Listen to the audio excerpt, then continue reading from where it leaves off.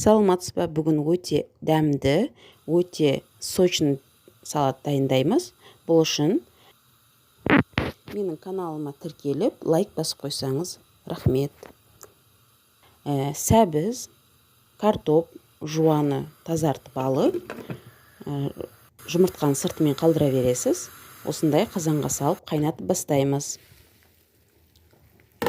Кішкене қайнап бастағаннан кейін ашып, кішкене көбігі жиналса, көбігін алып тастаймыз. Бұл тамақ дайындаған кезде тазалық үшін керек деп ойлаймын. Міне осылай қайнап атқан жерінің үстінен бір кішкене десертный қасық десек болады. Ялмаса ас қасық болсын, тұз салып, әлі де қайнатамыз. Жарты сағаттай қайнатсаңыз, зубочисткімен немесе вилкамен түртіп көрген кезде жұмсақ болса, сосын барлығын түсіріп алып, осылай суытып аласыз.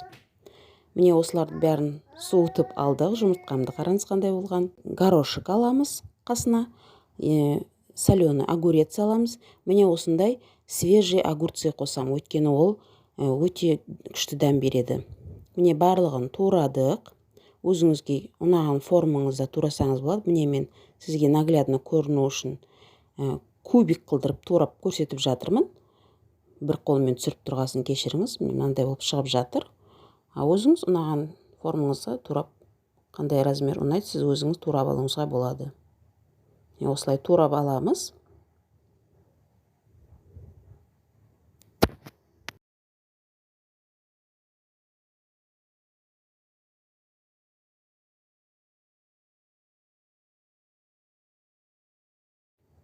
Мінекей картопты да көрсетіп жатырмын.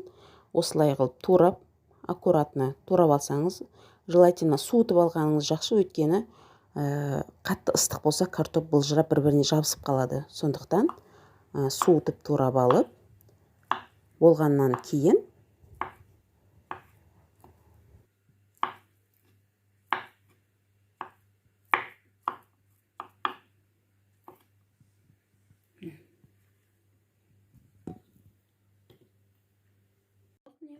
бәрін турап болдық.